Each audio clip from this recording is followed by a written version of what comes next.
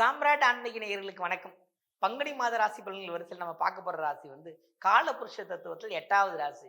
ராஜா biggest ஒரு பொதுத்தன்மையோடு இயங்குகிற ஒரே ராசி விருச்சகம் தான். அப்படி என்னங்க பொதுத்தன்மை அப்படின்னா, விருச்சகம்னா தேளுங்க. தன்னோட குட்டிக்கு தன் உடலை தானமாக கொடுக்கின்ற சின்னத்தை தான் அந்த ராசி கொடுத்துருக்காங்க. அதை புரிஞ்சுக்கணும். விருச்சக ராசிக்காரங்க கேட்பாங்க, நான் ஏன் இப்படியே இருக்கிறேன் அப்படின்னா, தேலும் நீங்களும் ஒண்ணுதாங்க. இன்னும் பெண் தேல் அவ்வளவுதான். தன் குட்டிகளை தன் வயிற்றில் வைத்திருந்து அது வளர்ந்ததுக்கு அப்புறம் தன்னோட உடலையே அதுக்கு உணவா கொடுத்து தன்னை ஒரு தியாகி என்று நிரூபித்துக் கொள்ளக்கூடிய அளவுக்கு போவாங்க. தப்புன்னே தெரியும், நம்மளை சுத்தி இருக்கிறவங்க தப்பு பண்றாங்கன்னே விருச்சத்துக்கு தெரிஞ்சா கூட கண்மூடித்தனமாக நம்பிக்கை, அதே மாதிரி அடுத்தவருக்கு வழிவிட்டு ஒதுங்கி நிற்கும் தன்மை. இல்லை, அடுத்தவங்களை அட்வைஸ் பண்ணி அவங்க போயிடுவாங்க. ரூட் கேட்பாங்க, இவங்க ரூட் சொல்லணும், இங்க இருப்பாங்க. கேட்டவர் டெல்லிக்கே போயிடுவாரு. அந்த அளவுக்கு ஒரு பொதுநல நோக்கோடு வாழ்கின்ற ஒரு ராசி விருச்சகம். இவர்களுக்கு இந்த மாசத்துல என்ன நடக்குதுன்றத பார்த்துக்கலாம். இந்த மாசம் பங்குனி மாசத்துல பார்த்தீங்கன்னா விருச்சகத்துக்கு சுகஸ்தானம், லட்சுமி ஸ்தானங்கள்லாம் வேலை செய்யுதுங்க. தோஷங்கள் நீங்கும், புதிய வாய்ப்புகள் கிடைக்கும், பக்கபலமா நிறைய விஷயங்கள் கிடைக்கும். அதே மாதிரி தைரியமான பேச்சு, வல்லமை, நேர்மை, சாதுரியம் சொல்றாங்களே. சாதுரியம்னா ஒரு ரொம்ப கிரிட்டிக்கலா இதெல்லாம் பிரச்சனை சரி பண்ணிட்டாரு அப்படின்வாங்க. இதெல்லாமே விருச்சகத்தோட இந்த மாசத்துல ஏற்படக்கூடிய சிறப்பா விஷயங்க. இல்லைங்கிற விஷயமே கிடையாதுங்க. சேமிப்பு வச்சு பாருங்க. இந்த மாசம் தாங்க முடிவு பண்ணுவாரு, நான் அடுத்த ஆண்டுக்குள்ள நான் சேமிச்சு வைக்கணுன்ற முடிவுக்கு இப்பதாங்க வருவாரு.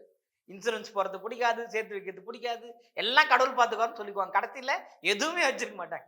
ஆனா இப்ப பாருங்க, இந்த பங்குனியில நிறைய மாற்றங்கள். சேமிப்பு துவங்குவார், சகிப்புத்தன்மைக்குள்ள வந்துருவார், நற்செயல்கள் ஒரு பக்கம் பண்ணுவார், ஒரு பக்கம் தன் கையில இருப்பு வச்சுக்கின்ற விஷயத்துக்கு வருவார். புரியுதுங்களா? கையிருப்பு சுருங்கும் போது செலவை அதிகரிப்போன்னு முட்டாள். ஆனா கையிருப்பே இல்லைனாலும் கடன் வாங்கி செலவு பண்றது கில்லாடி விருச்சகம்.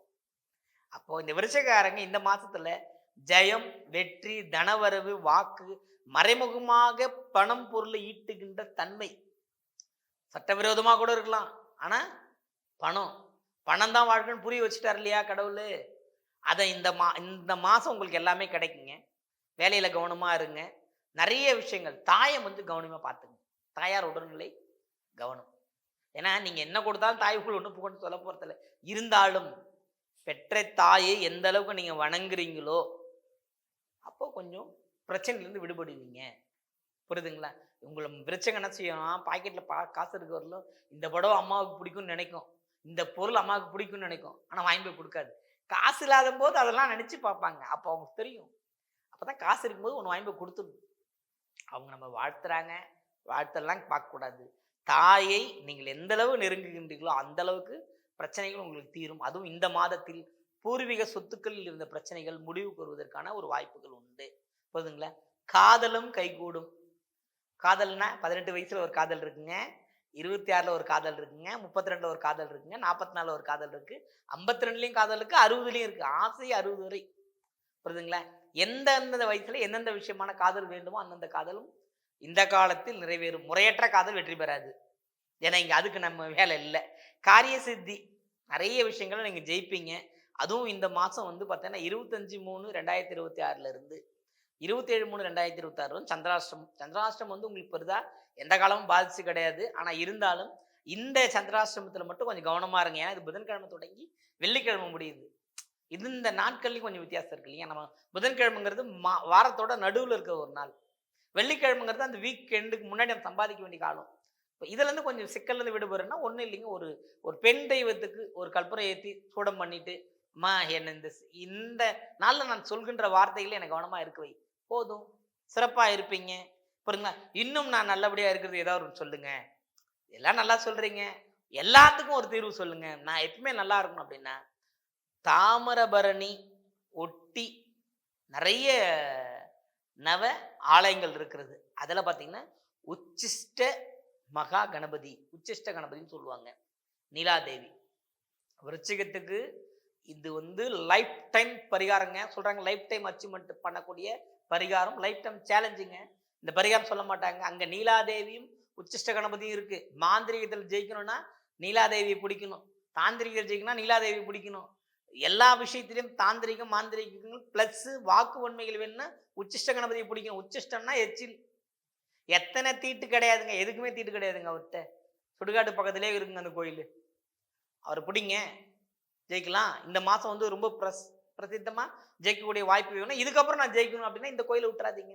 மாசம் ஒரு வாட்டி போயிட்டு வாங்க, சிறப்பான பலன்கள் கிடைக்கும்.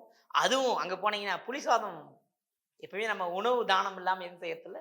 புளி சாதம் ஒரு 16 பேருக்கு 16 பொட்டங்கள் கட்டிக்கிறீங்க வீட்டிலே, போய் தரிசனம் பண்றீங்க, ஆளுக்கு ஒன்று கொடுங்க, ஜெயிக்கும். இன்னொரு விஷயம் சொல்லட்டுங்களா, இந்த இந்த சாப்பாடு கொடுக்கும்போது கூட ஒரு 11 ரூபாய் தண்ணி பாட்டிலையும் வச்சு கொடுங்க, ஜெயிக்கிறீங்க. பணம் ஏன் சார் கொடுக்கணும்? உங்களுக்கு பண்டாமடமே மகாலட்சுமி தாங்க. உங்க மகாலட்சுமி ஸ்தானம் எங்க இருக்கு? விரயத்தில் தானே இருக்கு. நீங்க கொடுத்தீங்கன்னா வளர்ந்துருவீங்க. முயற்சி பண்ணி பாருங்க.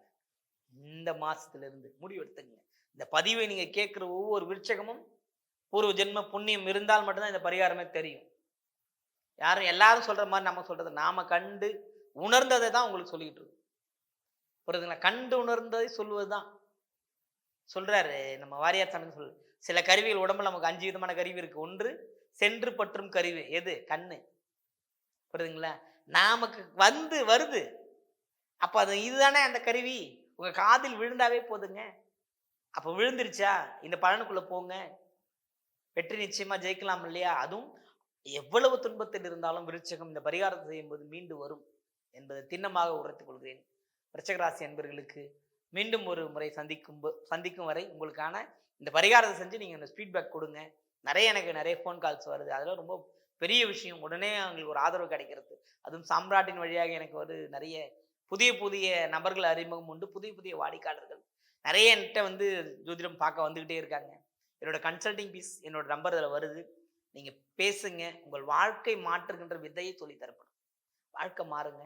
100 நாள் சேலஞ்ச் பண்ணிக்கங்க. சின்ன விஷயங்கள் மாற்றங்கள் உண்டு, மாற்றி தரப்படும். வாழ்க்கை வளமாகும்.